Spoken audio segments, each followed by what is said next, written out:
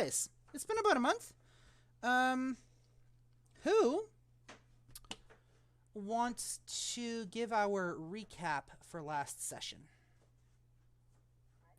I can. Did you actually take notes?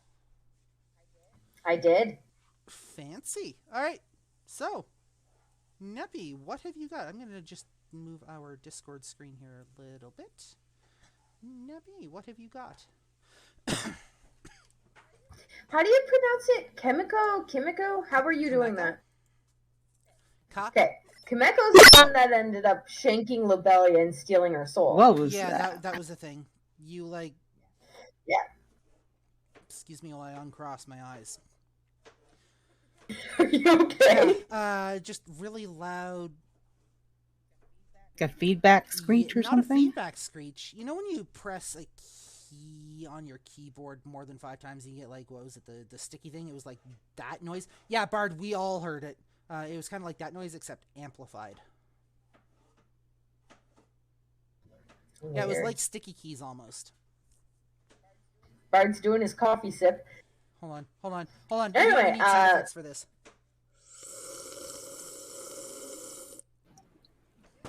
Yeah, Matt. There you go.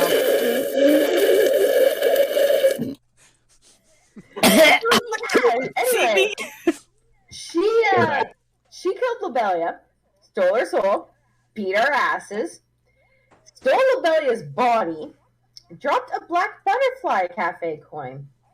Also to note, she's apparently resistant to fire because that is screaming at me in capitals.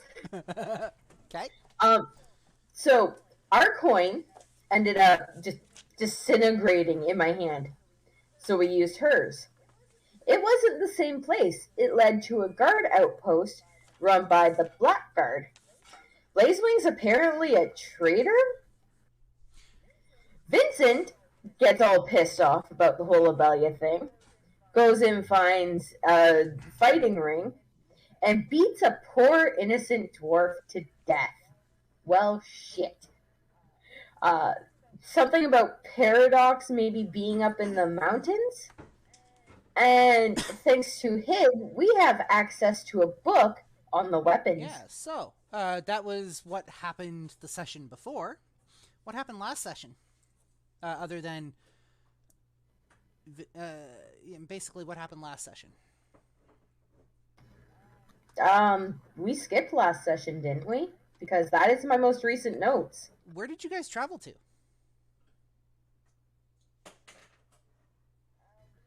We left off at the library and Hig in the book. Archive. Yeah, so... Sorry. Did you mention the archive? Oh, then... Yep.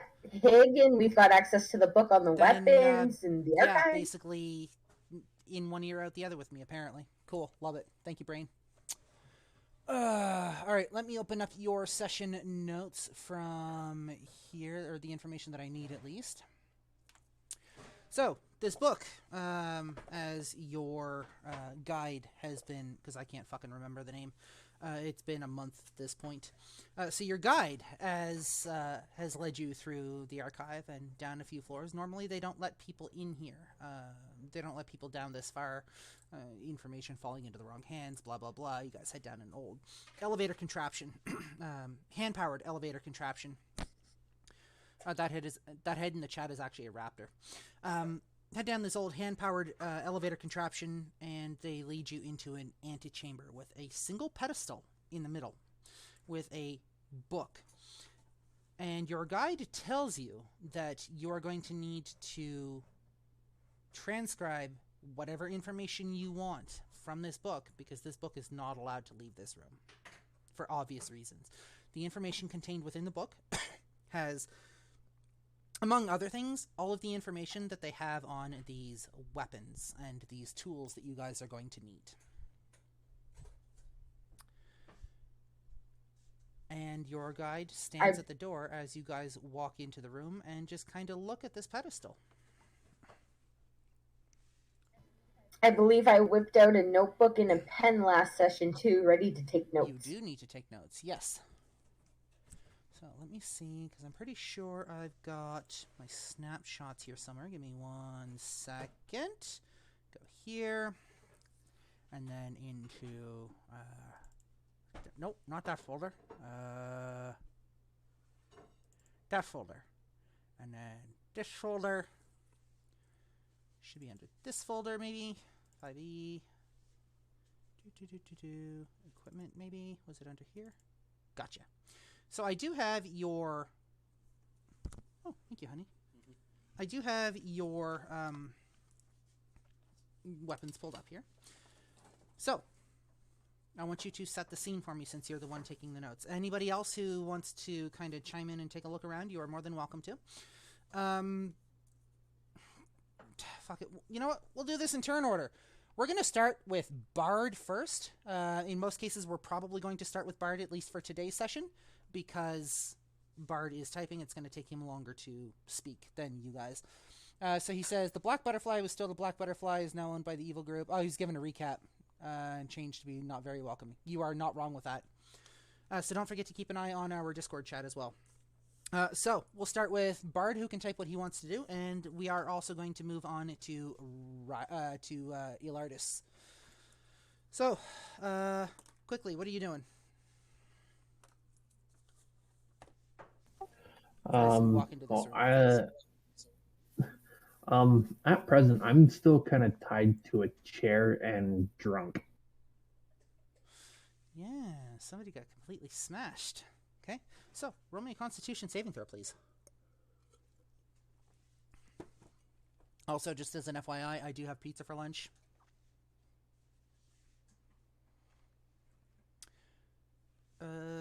Somebody let me know when Vincent has his actions or his statement written. He did, but then he deleted it. And as golfers would put it, 4. You had a 4? Awesome. So you think you were starting to get a handle on the alcohol from what I recall from a month ago. But that seems not to be the case, as it seems to start assaulting your senses again and overwhelming, and just the entire room starts spinning. Doesn't help that my head was probably upside down from being slung over Vincent's shoulder. So while Bard is still typing, we are going to go to Nico. How old does the book look? Interesting question. I'm going to leave this up to you. You can roll me an intelligence or a history, or you can roll me an insight check. I will let you use any one of those 3. I'll use history. Oh, Jesus. Even with a +4, it's still a 10. I rolled a 10. You rolled a 10. This book, you're not sure it has an age. Okay. Well, in any case, I'm going to put on some gloves and be like, does anyone else want a pair before we, touch something like this? And then once he gets on his own gloves and gives out any gloves to anybody else, he's going to look at the book and start taking notes as well. We're not allowed to touch the book. It was made very clear we are not allowed to touch the book. I thought we could, flip through the... Okay, your guide, it's been a month. Will be doing that. They will turn pages for us. Oh, okay. Let me see here. Sorry, that was... We're still waiting for Vincent, yes? Vincent is going to set Elartis down and then find himself a seat as well. Cool. So, Vincent sets Elartis down in the chair. The untying, not the untying, but Elartis is still wibbly wobbly and all that. Vincent finds a seat right next to him. It's an amphitheater, kind of slopes down. There are benches around it. It's almost like this used to be like a meeting area or something, or sort of like a gathering area, and it has been converted simply just to hold this one book. We'll move on to Hig.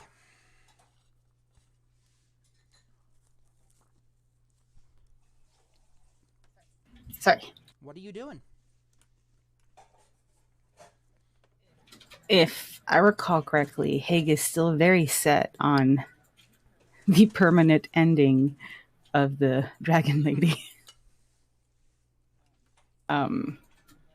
But if I recall correctly, there was not much that we could find other than just vagueness. Other than just vagueness. Or So they don't have a lot of information, but whatever information this specific archive has is contained in this one book. And it's still more information than most places have. So she's basically going to copy anything that she thinks is going to be relevant, or commit to memory, I guess, in her case. And we move on to Yuki. And Vincent says Vincent will pull out his phone and play his Pokemon emulator while the smart people do things. Yuki, what you doing?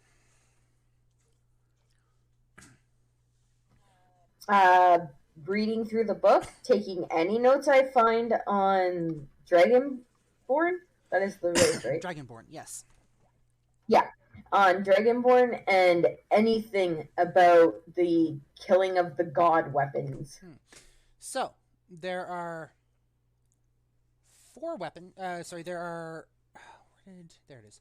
There are four pieces of equipment altogether.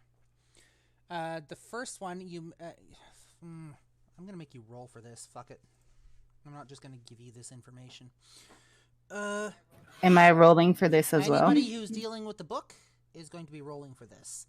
And we are going to be rolling investigation. I'm going to ask if I can do this before I can do it. I have Artificer's Lore, which means twice my proficiency bonus to history checks related to magical items, alchemy objects, and technological devices. Sorry, say that again? Double your proficiency bonus in regards to... History checks related to magic items, alchemical objects, or technological devices. In this case, yes, that would apply. You are still rolling investigation, but you will double your proficiency bonus specifically for this one item. It's not a history check per se, but in this case, that will apply. Okay. I got a 16, Geeky got a 6. Okay. I got a 9, but then if we double it, that would be a 18. Wow, brain. Nope, not your entire roll, just your proficiency bonus. Oh, right. So that would be an extra 2, so that's 11. Okay. Vincent. Wait, you're not doing anything with the book. Cool. Elartis, you're drunk. Is that everybody? Yeah. Damn. Okay. Sorry. Numbers once again. My brain is like off the charts today, and I don't know why, or off the wall today, and I don't know why. 16, 11, and 6. Excellent. 16, 11, and 6. So the 6 doesn't really get much. You're not really... You're more entranced by just the craftsmanship of this book almost, and you know you're in the presence of something that's ancient. The 11, you're gonna get 1 second. Let me pull up that image. Because yes, you get a basic description. The first item that you find is the paradox. Mentions that from the beginning of time, the paradox has basically existed. It's tied to multiple realities, an infinite number of possibilities, and that it was actually wielded by the god of time at one point, and has been imbued with his power. You find your second weapon, or your second item that you're going that you need information for. Let me pull that up. You already have the Staff of the Life Herald, I believe, yes? Is mine. Is my shiny. He's the God Killer. The God Killer was held by an evil overlord at one point who mastered the path of domination. This individual was never without this weapon, kept it with him at all times. And it is pretty adept at dealing with celestial creatures. For those of you that rolled 16, your information for Paradox, you actually get the full background description on it, but you don't see the abilities as to what it can do. So the tale goes as thus. Since the beginning of time, from the very first choice made by the earliest creature in existence, Paradox has existed. For every decision made, there are an infinite number of possibilities and an infinite number of potential outcomes. The true power of Paradox is known only to those powerful enough to control it. Formerly wielded by the god of time Kronos, Paradox constantly observes the eternal timeline and sees every choice that has been made or will be made, as well as every consequence of those choices. Paradox is a apparently magic sentient staff that grants a +3 bonus to attack damage and rolls made with it. It scores critical hit on a 19 or 20 and deals an extra 2d10 bludgeoning damage. If the staff is forced into serving its user, the wielder of the staff needs to make a DC 17 Charisma saving throw. On a successful save, the wielder takes no damage. On a failed save, the wielder is cast into a dimensional tear in time to a point when the wielder had yet to obtain the staff, creating a paradox, and is cast out from the timeline from where they were previously standing. They gain 1 point of exhaustion and may suffer the effects of a short, long, or indefinite madness, as knowledge of all time floods their mind. And as for the rest of it, you're not sure you can read it or understand it. And it's just like a short little blurb, but there's nothing else other than that. Sounds very much like a rewrap this thing in bandages and do not touch kind of thing. As for the God Killer, you actually get a fair bit of information on that. The God Slayer was held by an evil overlord who had mastered the path of domination. He always kept the axe. He always kept the weapon with him at all times. When you attack roll against a celestial creature with this weapon, you can choose to have a +4 bonus to your attack damage rolls against it. When you hit it with the celestial weapon, it takes an extra 3d10 necrotic damage. This also has an aura attached to it. Darkness Aura. When you have this weapon unsheathed, as a bonus action, you can create a 10-foot aura of magical darkness around you that lasts for 1 minute. You can see through the darkness created by this weapon.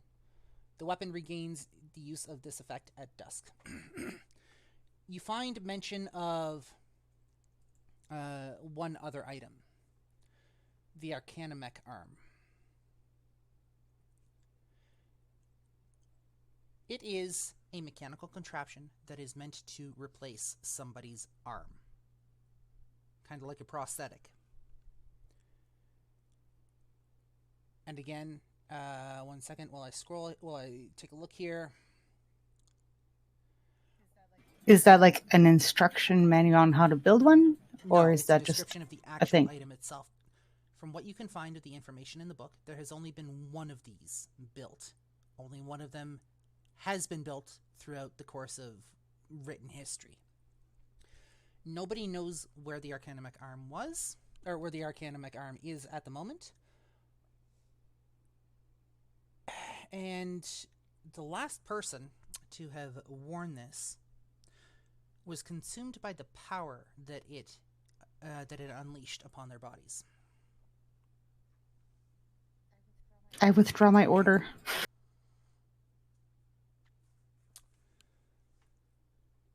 That is what you find on the items that you are going to need. At least in this book.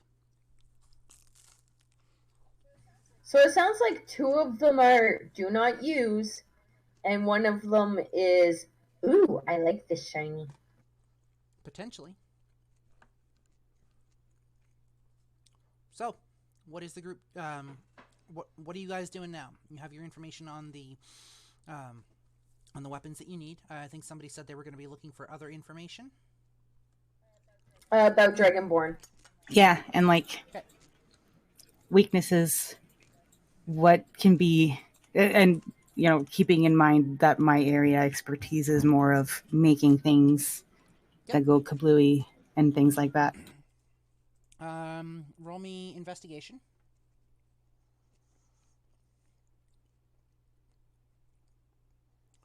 So that would be a 12.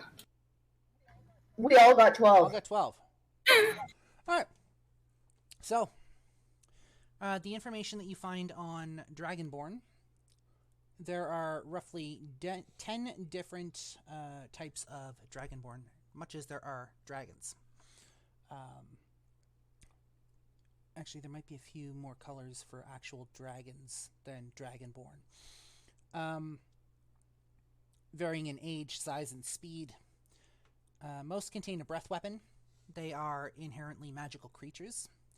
You do find information that states each different color of Dragonborn is aligned with a different element or a different type of energy. Okay. Let me see here. They have inherited certain abilities from their draconic ancestors. But there's not much other information here other than that. Is it one of those, like, whatever their element is, what would be the, like, opposite, like, you know, like fire, weakness to cold, that kind of thing? Is that clearly laid out, or is that more of an assumption? You're not sure. You can't find any information on that. Okay.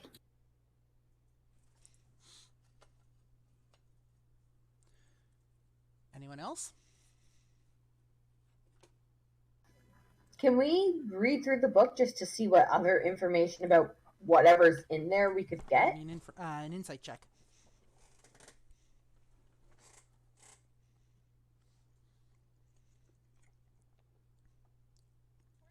22. Geek got 9. Interesting. We'll suck today. You're good. I'm gonna attempt another con save. Yeah, go for it. Roll me your con save. While you're rolling your con save, Yuki, as you are rolling, or as you're looking through this book, and your guide is turning these pages, and you know there's a very specific way that she's turning these pages very carefully, right? Page by page, making sure only to grab one, not bending the pages and all that. You ask your guide to flip through a few more pages other than the information that you've grabbed, and you notice that all of the other pages are blank.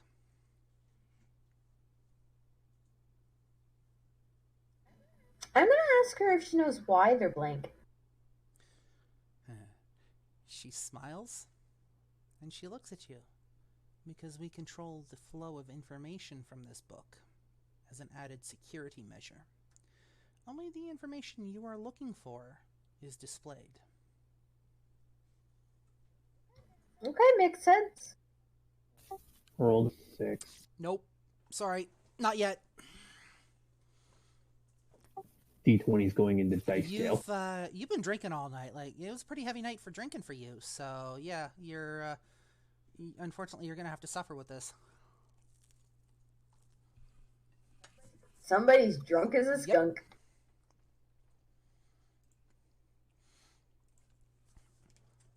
Anything else from you guys?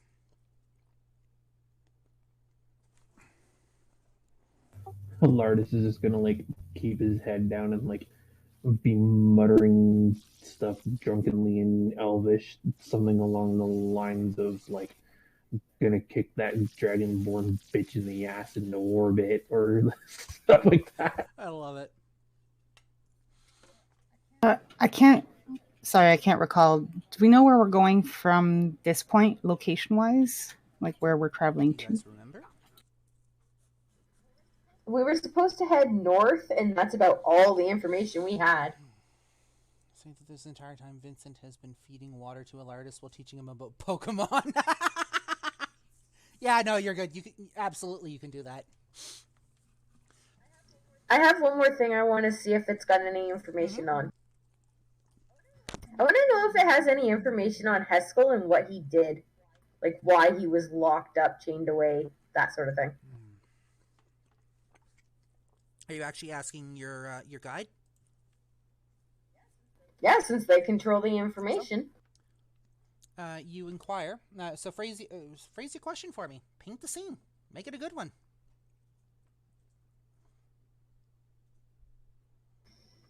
We came across a vampire named Heskel at one point who was sealed away and chained up in a tower deep in a forest. Would this book have any information on him and why that was a thing? Your guide looks at you. Heskel. Heskel. That's a name I haven't heard for a while. We've heard, like, rumors? Let me see here. And she kind of thinks for a moment. It's almost like gears are turning in her head. She closes her eyes, mutters a few words. You can see her eyes rapidly flicking back and forth beneath her eyelids. Heskel. What specific information are you looking for about why he was imprisoned? I want to know what he did. Like, you don't wind up in that kind of situation unless you have done something very bad. Bard says, we were told about a power in the mountains called Paradox, how the people have been disappearing, the mountain was freezing. I believe we are going to mountain to investigate. Cool. So we'll get to that we'll get to Bard's point in a second. Or to Vincent's point in a second. All we know is that he ruled the land in which you found him at one point. The people got tired of it, and they ended up imprisoning him in the tower. They say he was cold, he was malicious, and he was cruel. But you know how history is written. It is written by the victors, so we do not, unfortunately, have an accurate account of what happened. So they could have made all that up just to make him seem like a bad guy and basically make them seem justified for imprisoning him. It is entirely possible. We do not, unfortunately, have enough information. At least not. People are at least not in dicks. our records. Now, was this the only book that had information about Dragonborns? Or can I see if there's like any other books There has information? Roll me an investigation check. Oh yeah, because my rolls are doing great. Yeah, I'm gonna make you guys work for it. Sorry. 14.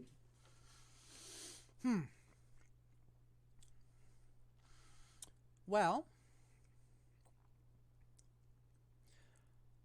there are not many books such as the one that we have. Not many tomes with the information that you're seeking. There is one other tome that may have some relevance for you, but it is nowhere near here. And the journey to get to it, is not going to be easy. Nothing's ever easy. But where is it? Just out of curiosity. Second.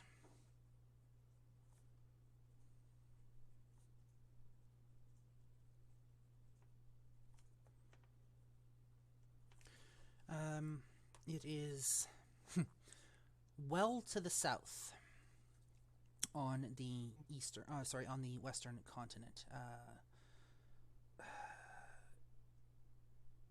Past their mountain range, and basically sits in the middle of a burning desert. There is a tower or a pyramid. I'm not 100% sure. At least that's where it's rumored to be last we heard of it. By burning desert, do you mean it's just really hot or it's literally on fire? That depends on where you are in the desert. Oh, that's great to know. I hate this world sometimes. I didn't know deserts could burn. Consider it a magical fire.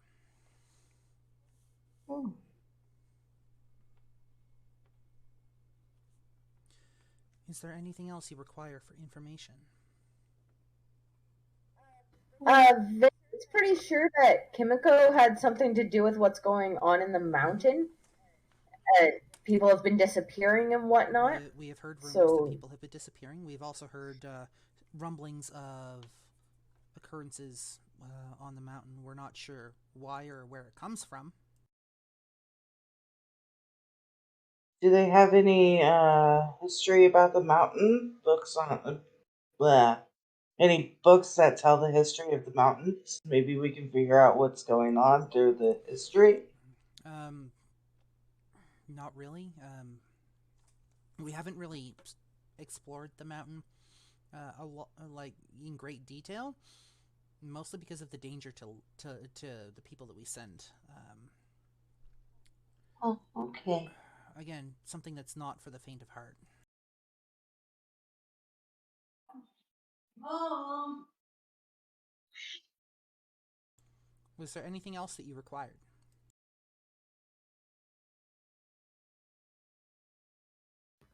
Anyone else have anything that they'd like to know about while we got a chance?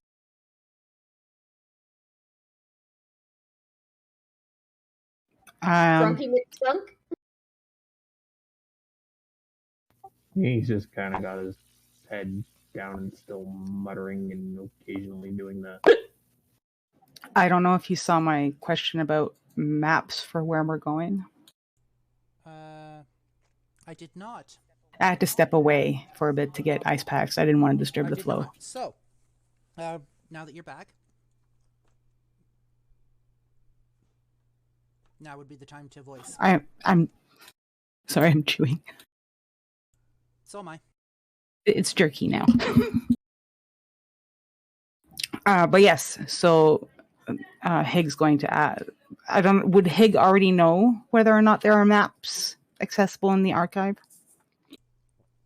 Roll me an insight check. Passive, I guess? Pardon? Sorry, never mind. You can use your passive if you want. 18. Depends. No, it's good. I'll keep this. Higgs waves. I'm good with Higgs 18. waves saying, yeah, sorry, my passive insight doesn't come anywhere near that. So, they do have maps here. You're not sure what maps they have. They're definitely not down here. You do know that, but you haven't really looked into the maps of this area in great detail before. You just kind of found a place to set up after you arrived, and that was that.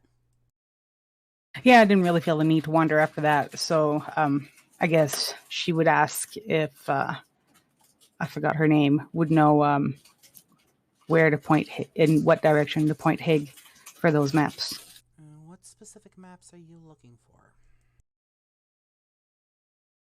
The mountain we have to go on, and whatever that burning desert thingy you were just talking about. Our records of the desert are unfortunately incomplete. We do not have a complete set of maps for that. If we have them, they'll be in the cartography room, which is, I want to say, on the main level, if I remember my directions correctly, because it's been a while since I've been there, in one of the very back rooms. As for the mountain, we've mapped the land around the mountain, but we haven't been up the mountain, so not to any decent degree, because we keep losing people when we send them. Well, around is sure better than nothing. Okay, yeah. Once your group is done here, I can absolutely take you to the map room if you would like. Yes. Yeah, it's better to have something than nothing at all. And who knows, if we don't die, I'll try and make some copies of what we do get up there. We would be much obliged if you would bring back any information for us, any information that we don't have. We do pay for information that we can add to our archives. Okay, now we really have to come back alive. Let's make some money, guys. I was just gonna say. Bard said something. Talking to Elartis. Okay. He says, no, the weird thing about Lavender Town... God damn it, you're going into Pokemon mechanics. Bloody hell, Vincent. I mean, I could always read that off if you'd like. I'll try one. Thank you. Sorry, say that again? I could always read it off if you'd like. You are more than welcome to if you want. So, Vincent to Elartis. Now, the weird thing about Lavender Town is the music was said to drive people crazy. Like some kind of low tone in the tune that caused people to see demons or ghosts or something.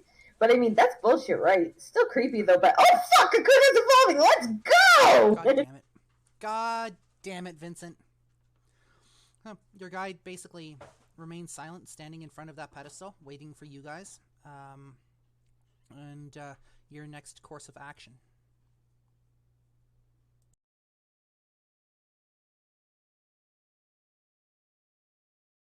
I think I'm out of questions.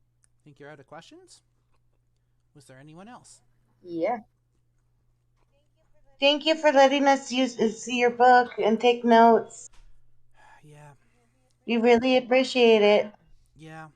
Like I said, I'll take the heat for this one. Don't expect the same kind of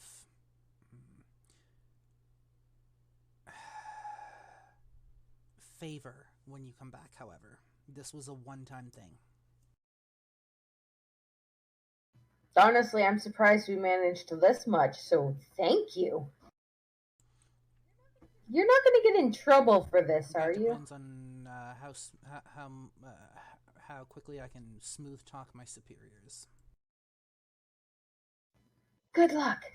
I understand the importance of the mission that you're on, and this was my way of aiding the cause, I suppose.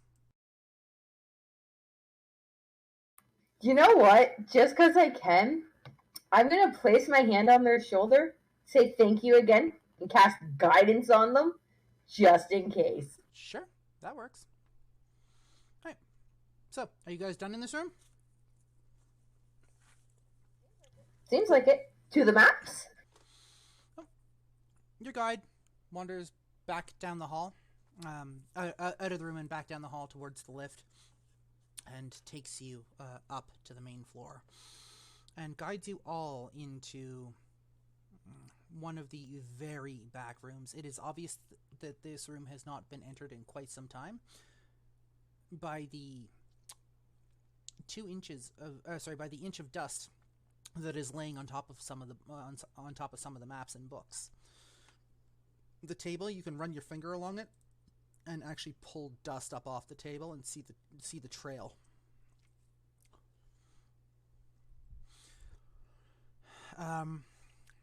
Within this room, there's a bunch of wooden shelves. There's a window overlooking the back property. And within each of the shelves, there are several different scrolls, rolled up pieces of parchment and scrolls that appear to be containing maps of various different areas and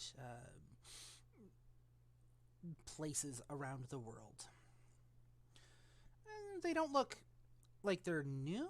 Every once in a while, there's a slight pop, and another scroll just kind of appears on the shelf and adding itself to the pile. But other than that, your guide kind of looks at you and says, "If there's nothing else, I must excuse myself, and I believe I'm being summoned to the council chambers." Good luck. I hope you're not in too much trouble. As am I. Good luck, and may the information you require be found, or may you prove successful, I suppose is the proper word, on your journey. And with that, your guide disappears out the door.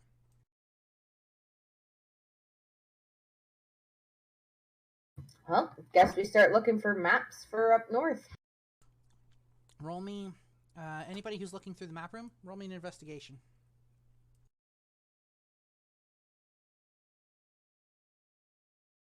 That will be a 21 for Hig. 14. 13. Sorry, what was that, Nico? 13. 13. So, for anybody who rolled over 15, it takes you probably about half an hour, but you do eventually manage to pull out a couple of maps of the base area of the mountain. You don't find anything of the mountain itself, but you do manage to pull out a couple of maps of the surrounding area of the mountain. Vincent got 18. Nice. Damn, Vincent, look at you go. So, it's actually Vincent, and who was the one that rolled 22, I think it was, for investigation? 21, it was Hig. It's Hig and Vincent that find the maps, actually. And as you're looking through them, you can pull them out and unscroll them and put them on the table. At the base of the mountain is a giant forest.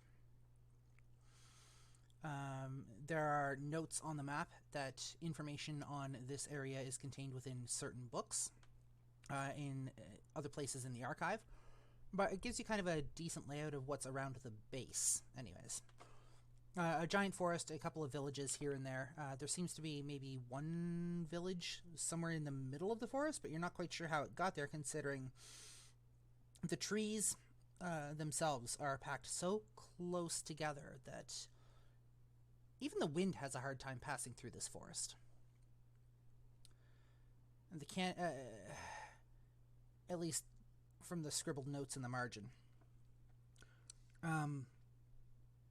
You actually have to look twice to make sure that it's not just like one giant tree cover at the base of the mountain. It's packed that closely together from what you can see.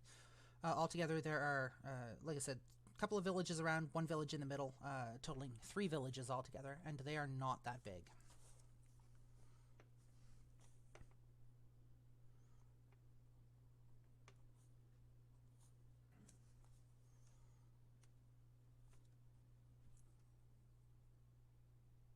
Up to the...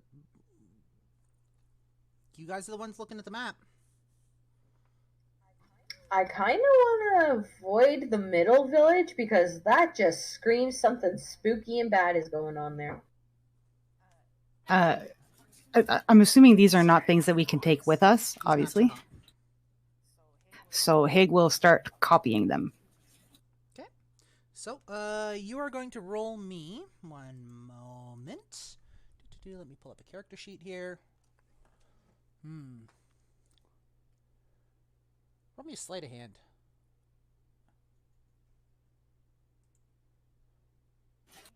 Give me a second here, bird. Okay. So, Vincent, the stream paused for you, so you missed most of the description. So, at the base of this mountain, there's one... Oh, yeah, never mind. Yuki's got it. So you said sleight of hand, right? I also happen to have cartographer's tools because she seems to have tools for everything. Cartographer's tools, and tell me the description.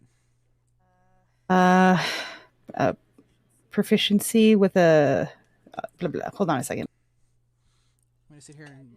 Yeah, just add your proficiency bonus to any ability check you make using these tools. So when you go to your ability scores and you look beside your sleight of hand, there's a little circle. Is it empty? Is it half filled, or is it fully filled? It's empty. So, that means you are not proficient with your sleight of hand, but because of your cartographer's tools, you get to add your proficiency bonus. So for this task, you would be considered proficient. I thought it meant the proficiency with artisan's tools. Hold on, let me go take a look at your character here. Give me 1 second. It'd be easier for either or. For me to do it this way. It's fine. Campaigns. We're going to go into Adventures in Nethoterad. No, you're in the overdraft, aren't you? Yeah. The overflow. There we go. I think you have to go under features and traits.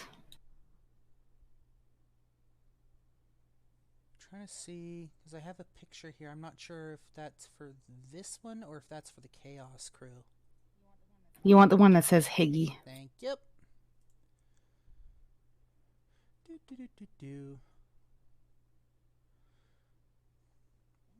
Dang it, I just had it. Cartographer's tools. You have to go under, you said features and traits?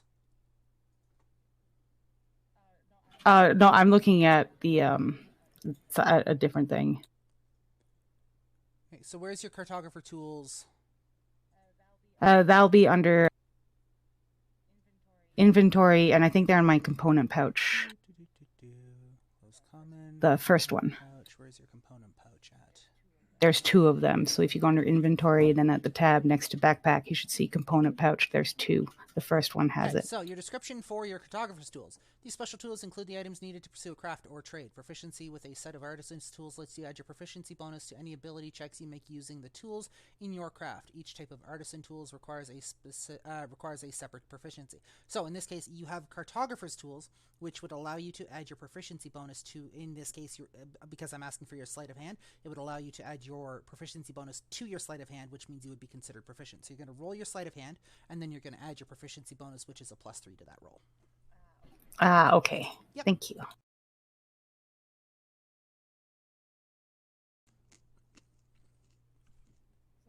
So all of that, and it didn't pan out very well.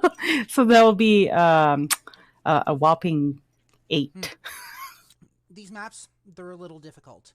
And even though you think you've got it right, one of your fellow team members comes over and says, "You know that's supposed to be a mountain, not a tree, right?"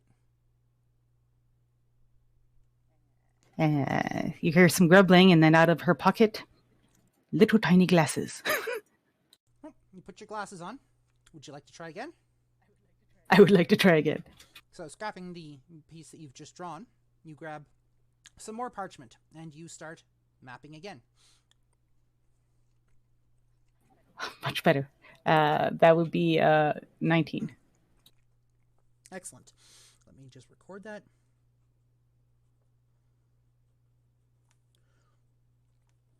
That includes your proficiency bonus add, yes? Yes. Map, copying.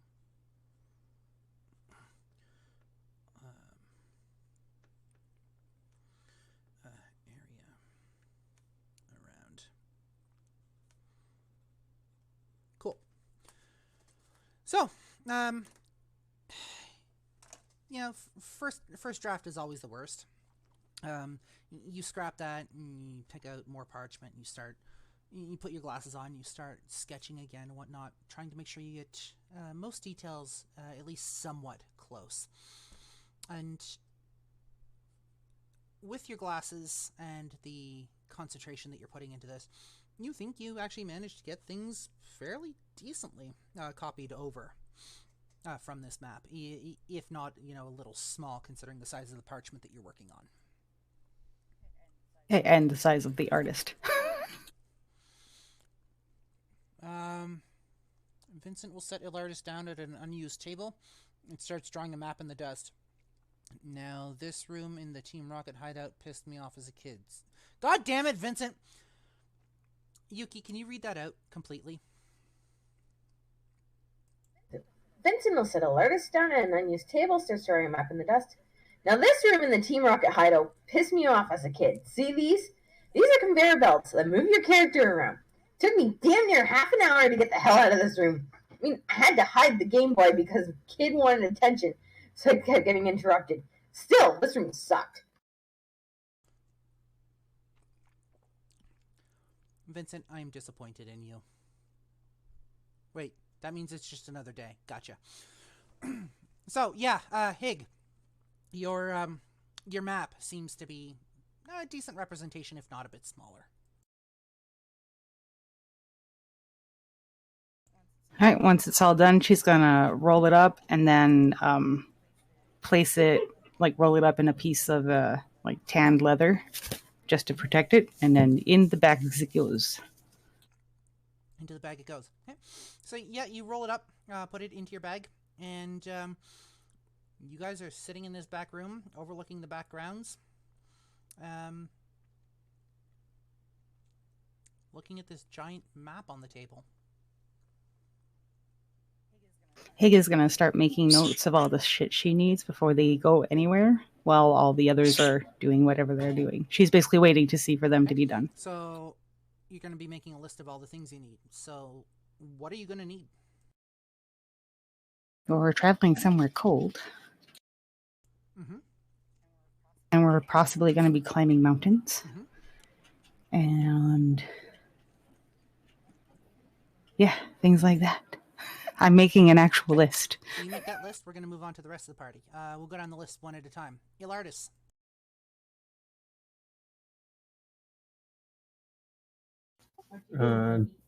So Elartis is still just kind of like, I think at this point he kind of went into a involuntary meditative state since he can't actually sleep. Okay, so if you're going into a meditation state, you're shutting down the rest of your awareness around you to focus on dealing with the alcohol in your system. You're going to roll me a Constitution saving throw at advantage, please.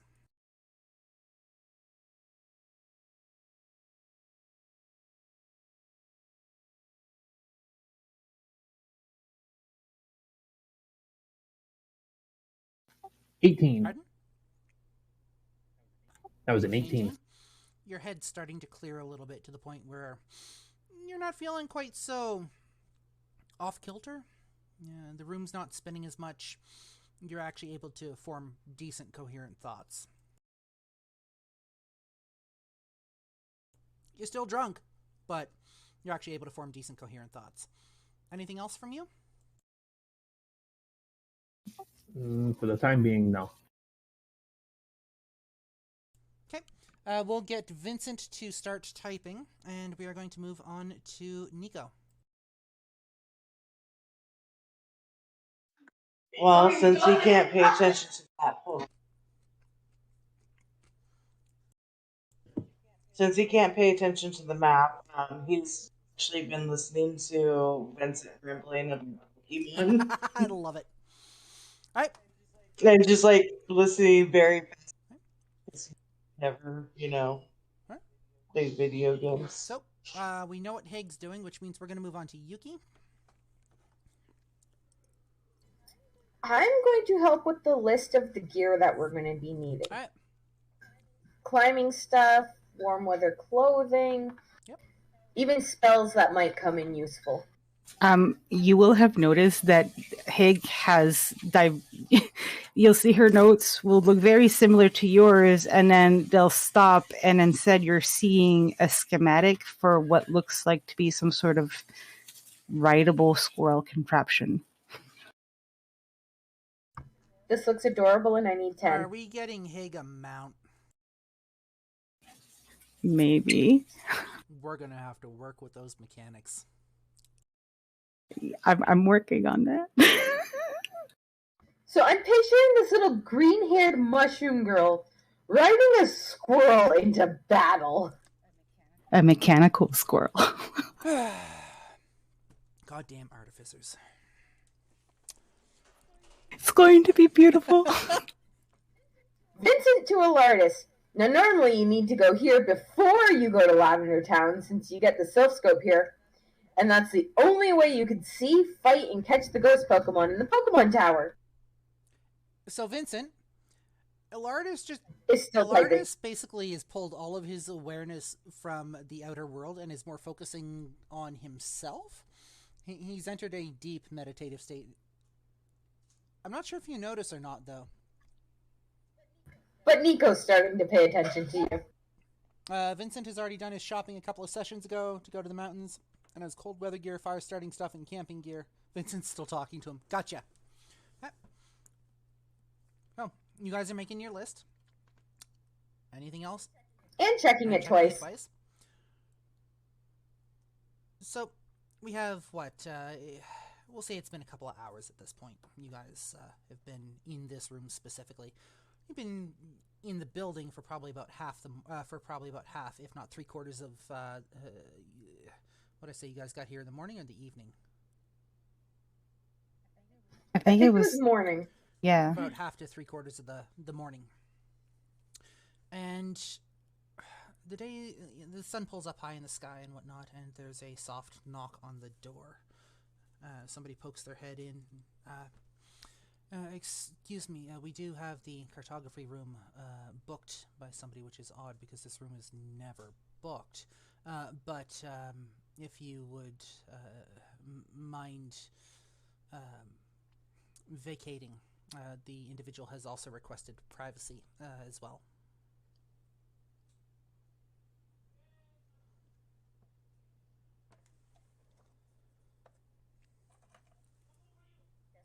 guess we clear out. So, you guys... Hig didn't hear any of that. She was totally concentrated on her paper. Somebody's going to have to poke her. I will gently poke Hig in the arm with my pencil, the eraser end. You will hear panic, ah, and a pen will go flying. Sorry, did not mean to freak you out, but apparently we gotta leave. Somebody's booked the room, which never happens, so I guess we gotta go. Right, yeah, no, not suspicious at all. Okay. And she's just gonna quickly gather all her shit and get going. You guys gather up all of your stuff. You move out of the room. By this time, Vincent has drawn several dungeon maps from Pokemon Red, as well as the stats for 5 Beedrills and 1 Bulbasaur. Cool, I guess Pokemon's now officially canon in Nethoterra? Awesome. I mean, technically we came from a modernized future that had, like, all the movies and TV shows and whatnot, so... And Vincent wants to know who booked the room. Vincent wants to know who booked the room. The archivist looks at you and smiles and says, "Unfortunately, we are not allowed to divulge that information to just anybody, so you'll have to forgive me." Are they standing in the hall? Roll me perception check. Like, I'm asking if this person is standing in the hall. Oh, you're physically asking. Okay. No, they are not. Well, so much for that plan of rushing out there and spotting who it is. I have to grab something. Be right back. You guys pack up your stuff, move out of the room, and back into the main entryway. And we are actually going to pause here. We are going to take a just over a 15-minute break. So it's like 1:27 p.m. for me right now. We are going to come back at 1:45. So we are going to, we're going to break for just over 15 minutes. We'll see you guys shortly. Grab your drink refills, grab refill on snacks, grab lunch if you need. Grab a stretch break. To our players, just remember your microphones are going to be hot, so if you do not want Twitch to hear your conversations, you are going to need to mute yourself. What am I reading about a raptor? D-Bomb! It was in reference to Local Bard's post earlier about the raptor face. We are actually just heading out on a 15-minute break. We'll be back with D&D at quarter two, so 1:45 p.m. Mountain Time. That'll be in 17 minutes? Yeah, something like 17 minutes or so. We will see you shortly. And we're back. So, you guys are finding yourselves. Actually, there's something I wanted to talk about, and I can't remember what it was. Hello, Rizo. Something I wanted to talk about, and I can't remember what the fuck it was. Oh well. Getting back into it, you guys find yourself in the lobby of the archives, having been unceremoniously kicked out of or asked to vacate the cartography room. So, what are we going to be doing?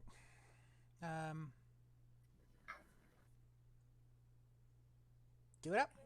So, I'm going to be the last person to leave. And just as I pass through the doorway, I'm going to go invisible. Okay. And Hig, you were going to say something? Yeah, hold on. Sorry, I didn't want to burp in the mic. Hig needs to head back to the shop to make a few things before they finally set out. Okay. So she's going to inform them of that, wave her little plans, bits of paper, and then and just basically announce, if you guys want to sleep at my place tonight, that's fine, whatever. I gotta go now. Very excited. So, Hig moseys on off. Yuki goes invisible just as she passes through the door. I'm standing on just outside the door, and I am going to wait around and see who it is that decided they wanted the room. I am suspicious. I want to know who this person is. It's weird that somebody wants this room right after we're in it when no one ever does. Okay. So, roll me a stealth check. Even though I'm using hidden step and completely invisible? What does hidden step do? As a bonus action, you can magically turn invisible till the start of your next turn or until you attack. Make a damage roll or force someone to make a saving throw. Once you use this trait, you can't use it again until you finish a rest. Yep. Roll me a stealth check.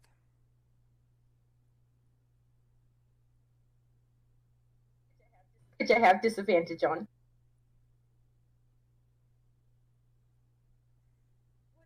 Would it be normal roll since I'm invisible or disadvantage still? You normally have disadvantage on stealth. Yeah, because I'm wearing In chainmail. this case, that would be a normal roll. 15. 15. So, whereabouts are you standing outside the door? Just off to the side so I can see anyone coming or going either way. Okay.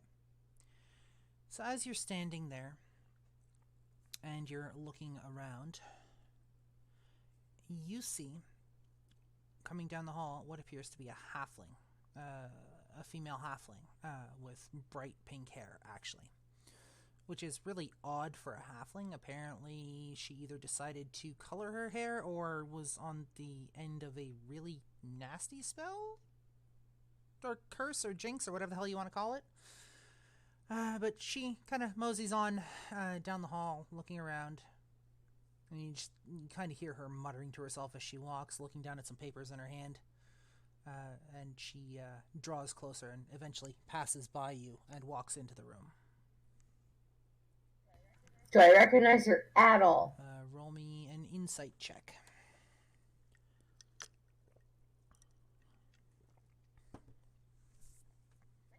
$19. You do not. Okay, so it's no one I recognize, no one I'm suspicious of, as far as I can tell. So I'm going to, as quietly as I can while jingling because of my mail, just leave the building. Yep. And so you walk down the hall. A moment later, you hear the door click as the door actually locks. And you mosey on down. You walk on down the hall and out of the building. The rest of you are standing in the main area. What are the rest of you doing? We'll get Bard to start typing and kind of describe what he's doing. We're going to go with Nico, and we are going to go with... We'll go with Nico first. What are you doing, Nico? Just making sure I have everything ready to go, you know. Hig said we could stay at her place, so he might have actually... Okay. And Elartis? I want to say I'm still tied to a chair. Let me see if Vincent has put Elartis down and untied him. I know he put... Vincent released him. So you're not tied to the chair anymore. But was meditating, so somebody would have had to have carried him out. Did somebody carry the elf out of the map room?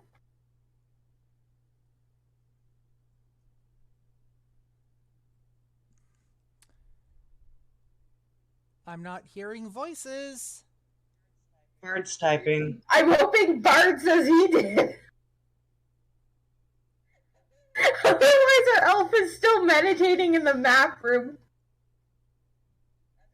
That's going to be a surprise for that halfling.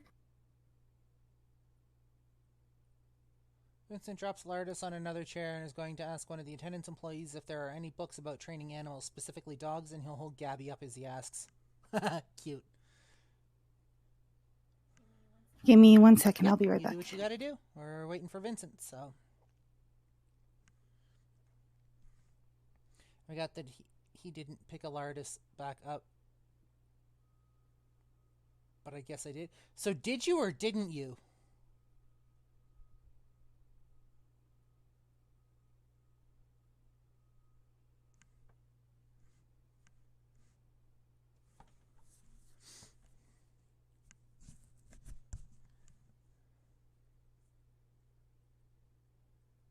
Because otherwise, this is probably going to go south real quick.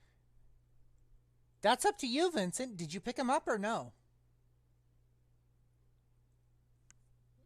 He's meditating. He has no say in what happens. His awareness of the world is like 0. If he was to roll a perception check, it would be at disadvantage, and I would probably end up putting a negative modifier on that as well.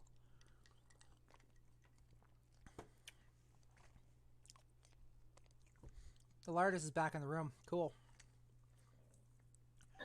Oh, that poor little halfling. Okay. I'm back. Sorry about that. Welcome back. One moment.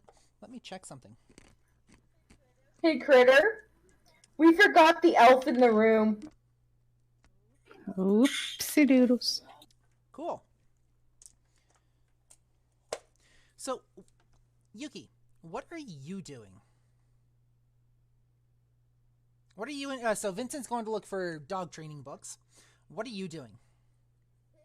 Hig went home. Vincent's off to find dog training books, so I'm going to pop up beside Nico, stop being invisible, and go, "Where's Elartis? Nico? Did we forget the elf?" Nico's not there. He's with Hig. Oh, I didn't realize you walked off with him. Okay, so I'm standing outside the archive building, just looking around for everybody. Guys, I'm alone and I don't like it. Vincent, please roll me an investigation check, I guess. I think I would be long gone and out of earshot probably by now. Which means Yuki's standing there alone.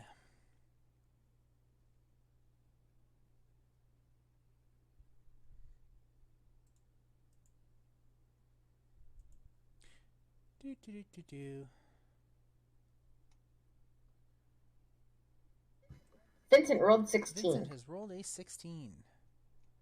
You do actually manage to find a couple of books. Again, they're not going to let you take them out, but you do manage to find a couple of books on dog training that might provide some information for you.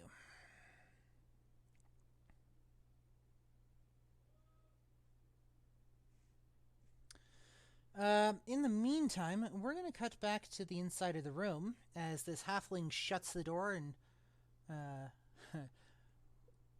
doesn't seem to notice that not everybody left. Elartis, what about books on druid circles? Roll me another investigation check, Bard. Sorry, give me 1 sec, Elartis. We will come back to you. No worries. It's not like he can go anywhere. Hello, Xylanthe. Welcome on in. You rolled a 5. You don't find anything on druid circles. You're pretty sure druid circles might be a myth? You're not quite sure, though.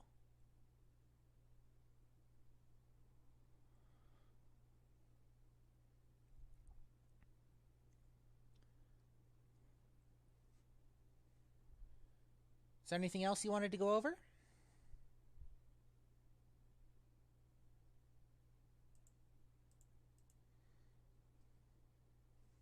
You good? All right, so this back in the room, this halfling closes the door, and Elartis, you are in the middle of your meditation. What are you meditating on? So normally when elves go into a meditation, it's kind of like replaying stuff like training sequences or what happened or what could have happened so that they can better themselves. I'm essentially meditating on what I could have done differently with the fight against Kameko. And basically, I've got tears going down my face because despite the fact that it's playing differently in my head, I know the reality that I wasn't able to do more. Are you making any sort of sound? Nope. Cool. This halfling, you're not really... See, you can't really see the halfling, so I can't quite describe. How long does it take you to go through this meditation process? Let me check real quick. He's ugly crying while meditating, sniffling, snot, and snorting, all that. Yup. Probably. Sounds legit. Where is...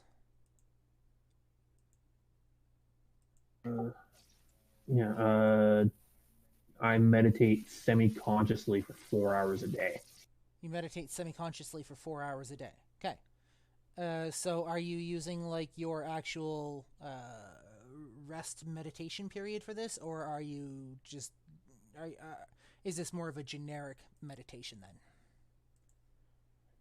I think this is definitely accidental, as I was way too drunk to stay conscious, but because elves don't sleep, then I ended up slipping into a meditative state instead. So this was completely on accident. Yep. Nope, that is absolutely fine. So you're meditating for what appears to be 4 hours, and at the end of those 4 hours, the awareness of the world around you starts to slowly seep back into your conscious mind. It brings you more into the world itself.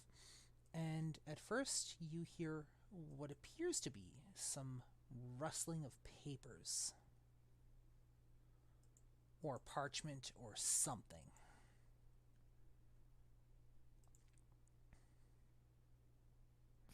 I slowly crack eye open just enough to see what's going on and try to take a look around. I have no idea what's going on otherwise. So there is, as you crack an eye, I want you to roll me a perception check.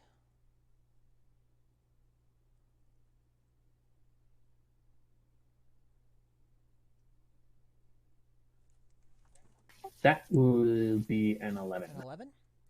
So, looking around this room where you were, the first thing that pops out is the rest of your party isn't here. There is, however, a halfling who is looking at maps on this table that your group was kind of around. You also realize that your head doesn't hurt, and you're no longer feeling the effects of the alcohol.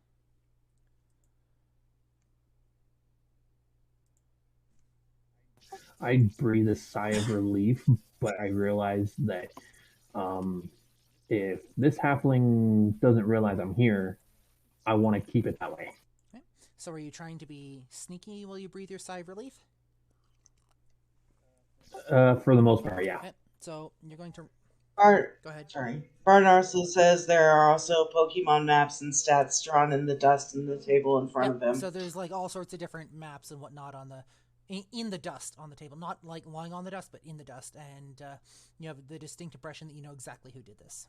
You recognize their handiwork. You're gonna roll me a stealth check. And it's going to be with disadvantage because I have chainmail. One moment. I'm in the process of grabbing character info, so just bear with me for one moment.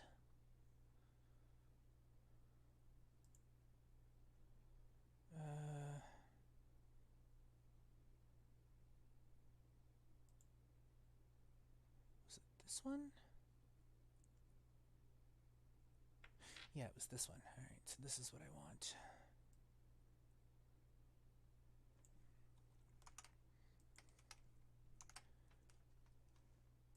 And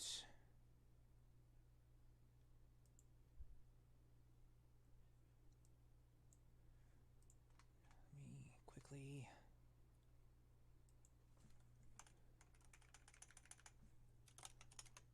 All right. And I need to roll perception. All right, what was your stealth? 12. This halfling does not notice you. still kind of more engrossed in her work than anything else. Looking at maps and writing in a notepad. Every once in a while you see her stop and sketch something and muttering to herself.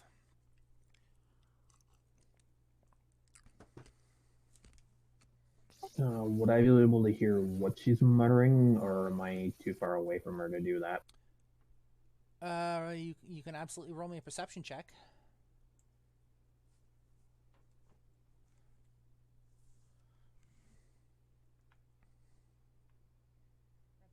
That's another 12. You hear something about, don't understand why she wanted detailed maps of the area. Could have done this herself. Fuck.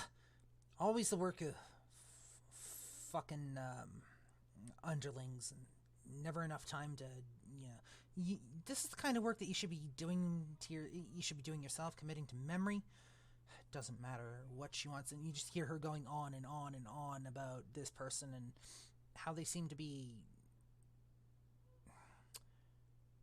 ordering people around, getting things, and just, you're not quite sure what to make of it.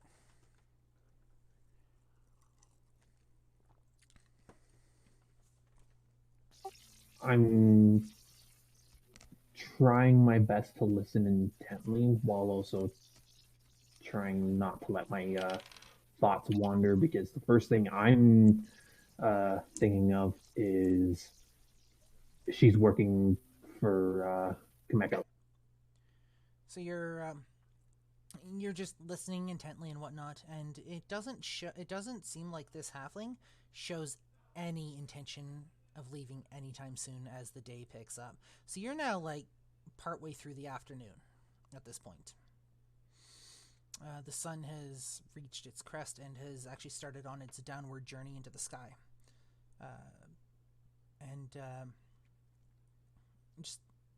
It's this muttering constantly. It's a constant stream of muttering for the hours that you watch.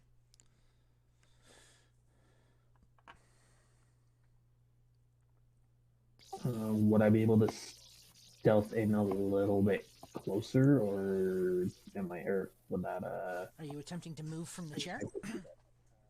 Yeah. I'm gonna try and stealth it. Describe how you're attempting to stealth for me. Okay, so normally when I go into a meditative state, I've got my legs crossed as it's more comfortable. But since I was tied to a chair and whatnot, then I've got my legs down and feet firmly planted on the floor. So without grabbing anything, I'm gonna slowly slide to the left out of the chair while also slowly getting up.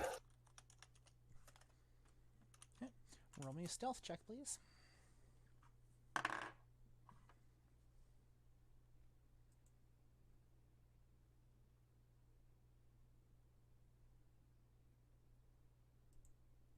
Let me see here.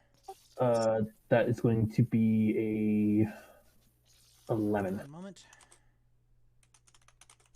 I need to pull something up.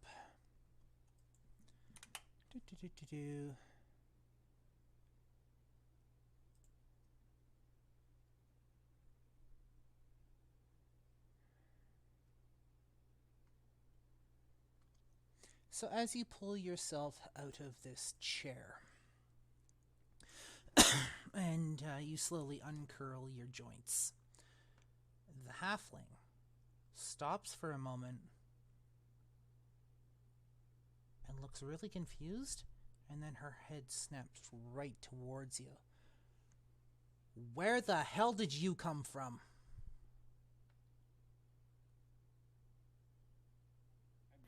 I've been here the whole time, as I'm already grabbing my bow just in case she tries something. Who are you? Elartis Moonleaf, and I heard what you were muttering. Who are you working for? There's dead silence from this halfling as she stares at you.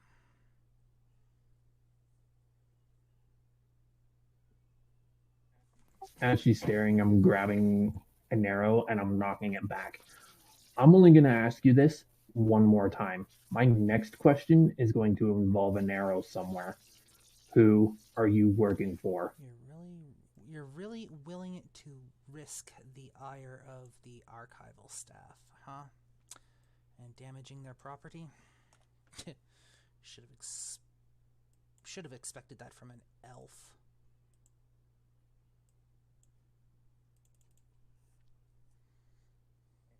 I hear my aim's pretty good. She doesn't answer.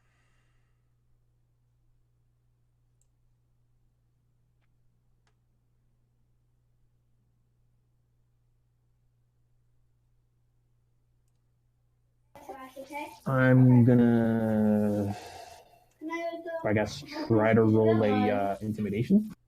Sure. Give me 1 second here, because I'm actually in the middle of drawing your handmade map for today. Just bear with me. This goes... No, that's not what I want. This... wrong color. Fuck you. Right. Wrong color! I said this color! Piss off!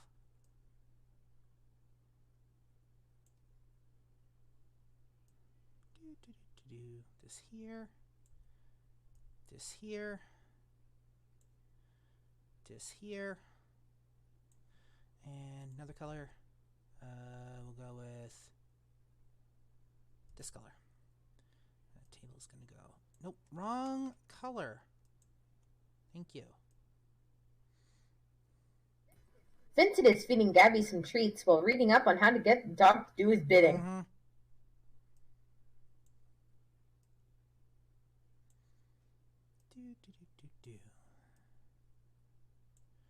That and that and that. We're almost done. Bear with me, guys. Thank you for your patience.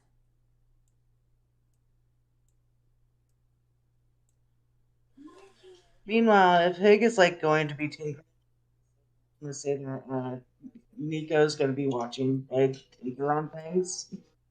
Okay. We'll get to you guys shortly here. Sorry, so Elartis, what are you attempting to do?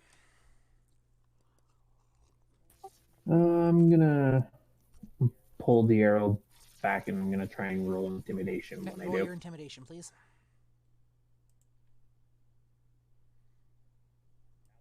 That was cock. Hang on. Hopefully a 19 does it. And I believe that would be versus charisma.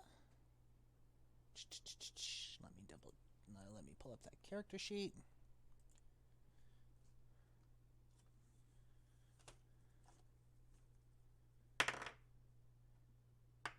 You just see the halfling freeze for a moment, and a wave of uncertainty crosses her face.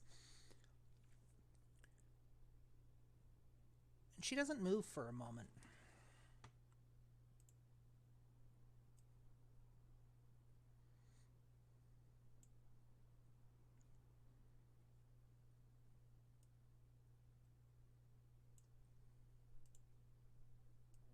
I'm gonna pull it back just a little bit. Or I'm gonna pull the arrow back just a little bit further, kind of like that audible strain of the bowstring.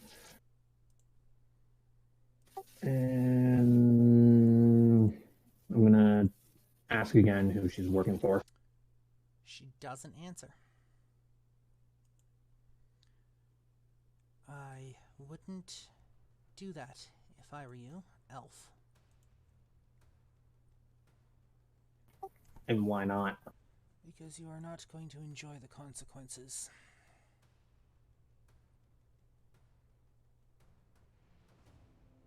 Sweetheart, I've been all around for a couple 100 years. I've had my fair share of consequences, and and I don't regret even half of them. And I'm just gonna let the arrow go, but I'm gonna try and aim it past her head towards the door. 1 moment, please, while I grab some information. So that was...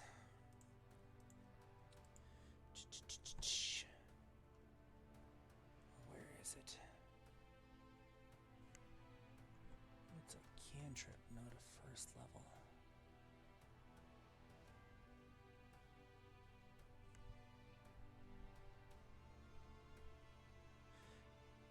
Roll me an intimidation check.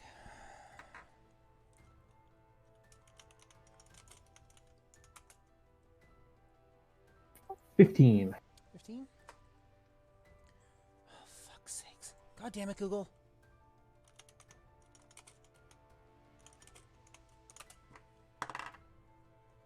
This time that's not going to work. She doesn't even flinch. And as you let the arrow fly and it flies past her head, she raises her hand to trace a sigil in the air. And once she's done, it glows for a moment and then sinks straight into her chest. This is your last warning, elf. Please don't do this.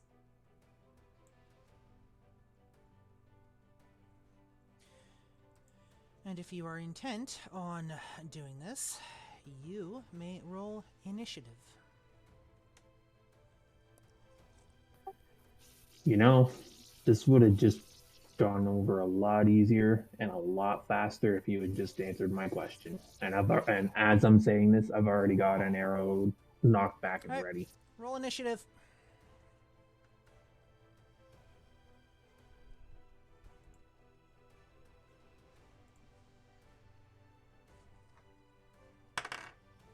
One moment while I grab... 5! I rolled a nat 1. There is... Where is your initiative at, you little fuck? Put that here somewhere.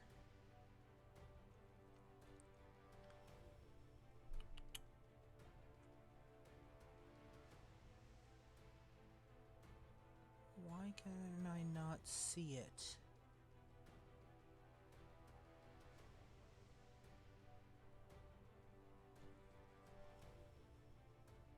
Cool.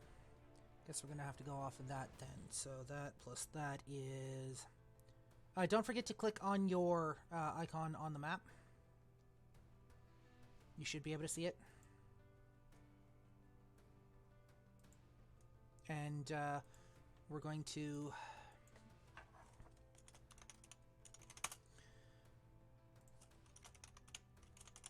Alright. What was your full score? 5. Oh, okay, cool. And her score was... Doo-doo-doo. Excellent. I'm in danger. You brought this on yourself, elf. She has access to... this one. So... that's gonna be that. You're gonna have to give me a sec here because I'm gonna have to do this manually because of the way this character sheet was made. So, okay, so that. Where is your proficiency bonus at?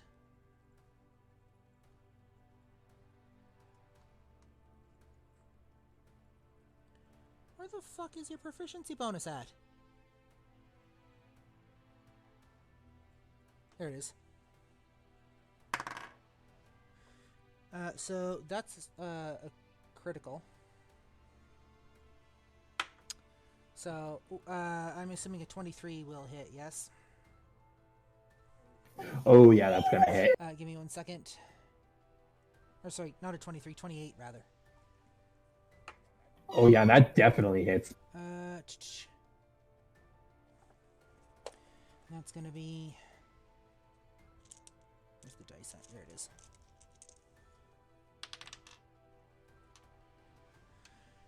Six points of fire damage as a bolt of fire lances out from her hand and smacks into you, singeing the clothing that you are wearing and actually catching part of it on fire. And with that, she is going to move back behind the table. And it will be your go. 1 second. I should probably also switch over our screen here so people can see what's going on. One moment, please.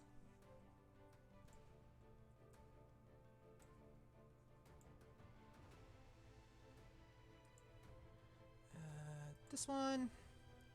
And we now go... Yeah, shrink this. Yeah, there's that. And this screen moves here. This moves over here. This moves out. There's your map, guys. Enjoy. Woohoo! And my mouse froze. Why did my mouse freeze? Why are you not letting me adjust anything on this map? Ah, there we go. Alright. So, Elartis, if you take a look at the Roll20 map, your map has been made. Huzzah! Nobody puts baby in the corner. No, I'm kidding.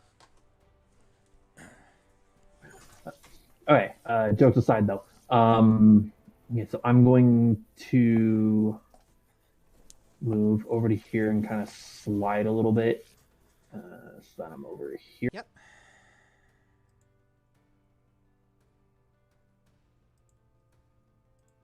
You're gonna slide over there. As a bonus action, I'm going to put my hunter's mark on her. Okay, that does.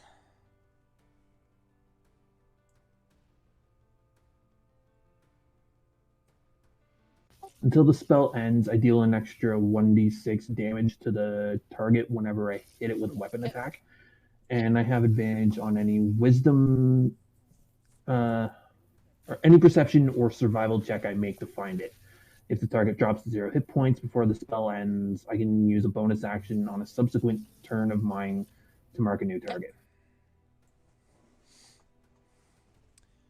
Do it up. And you put your hunter's mark on her. And what else are you doing? Since I've already got the arrow knocked back and ready, I'm going to fire. Fire. Alright, roll your attack.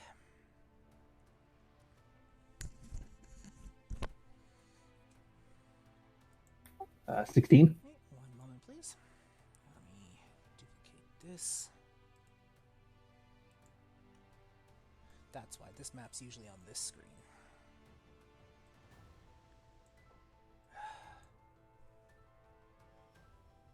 Sorry, what to hit? 16. That will not hit. I'm going to roll for my second attack.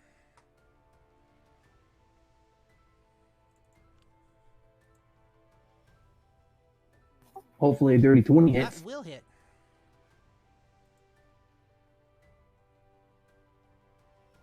Alright. That's going to be 9 points of piercing. I'm going to roll the d6 for that extra damage. That's going to be 6 extra damage. 6 extra damage. So how much altogether?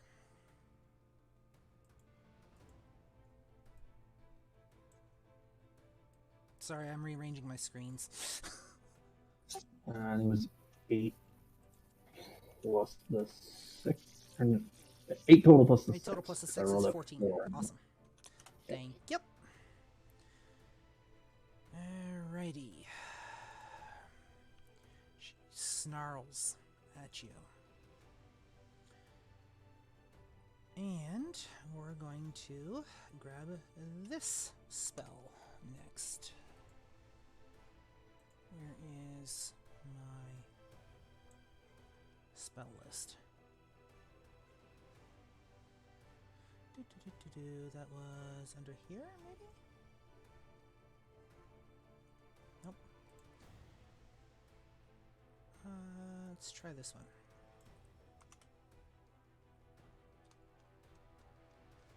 Just bear with me.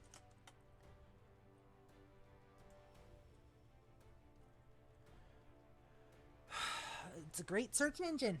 It won't pick up actual spells that I need to look for. Thank you. What level is that?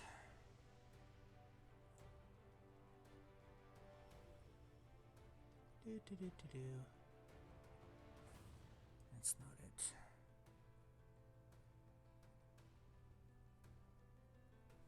Okay, we'll try this one.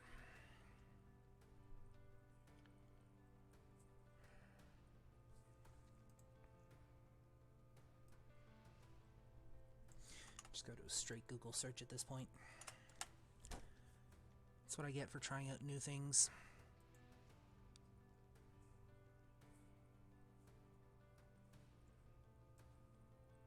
This goes here, this goes here.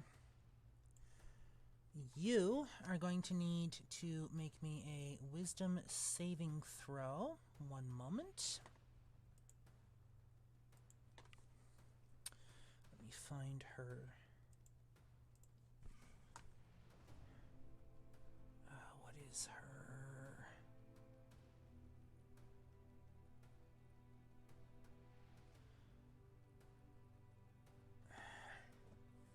Spell save DC.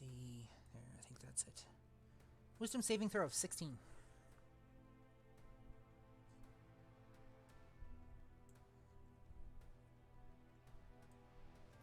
That's a 6.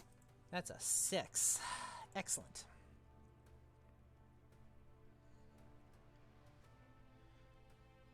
So, you feel your mind start to cloud over a little bit.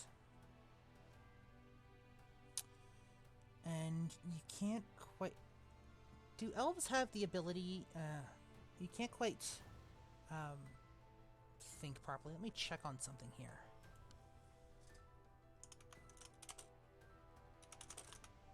Geeky just had to drop. Why?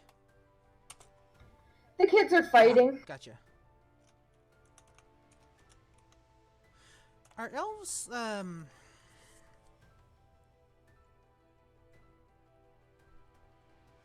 affected by hypnosis spells? They I have advantage against being charmed, Okay. and magic can't put me to sleep. So you're actually going to roll that at advantage.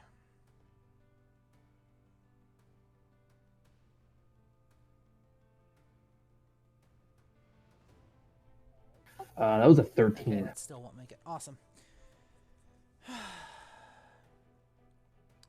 You feel your mind start to cloud over a little bit.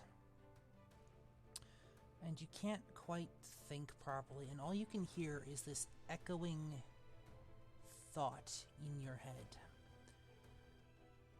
Let's see here. And all you hear... I'm actually going to DM this directly to you, because I don't want the rest of the party hearing this.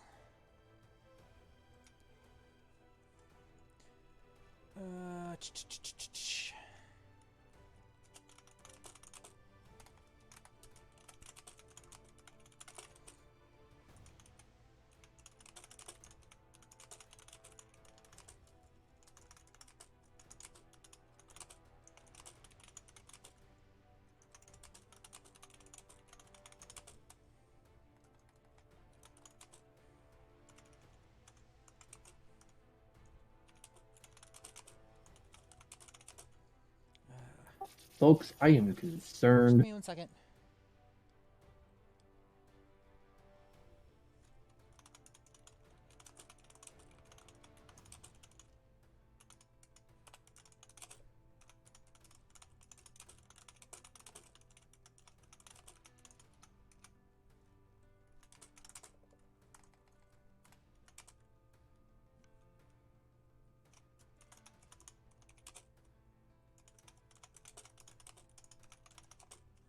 Now, when you come out of that...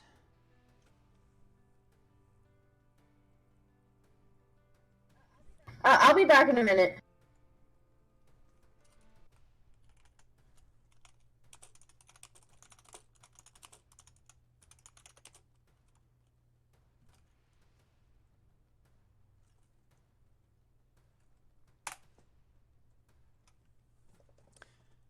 So, I want you to read that over, and then I want you to, as she falls silent, the voice fades from your mind at the end of that. And she just stands there and stares.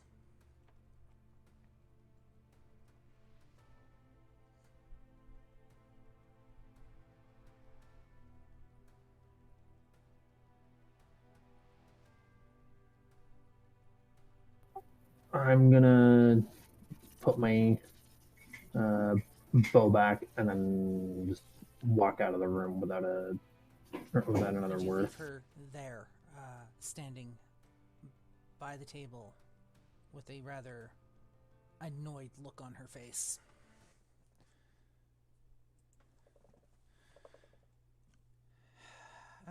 As you do, we are going to cut back. Let's see. You walk out of the room, out of the archive. Vincent, we're going to assume that you've made your way back to town. Is that okay at this point?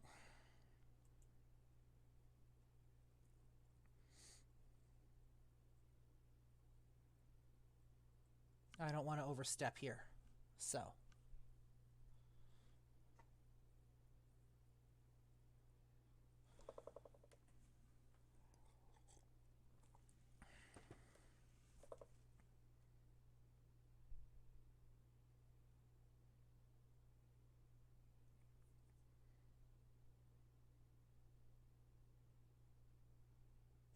Waiting. Bear with us, guys.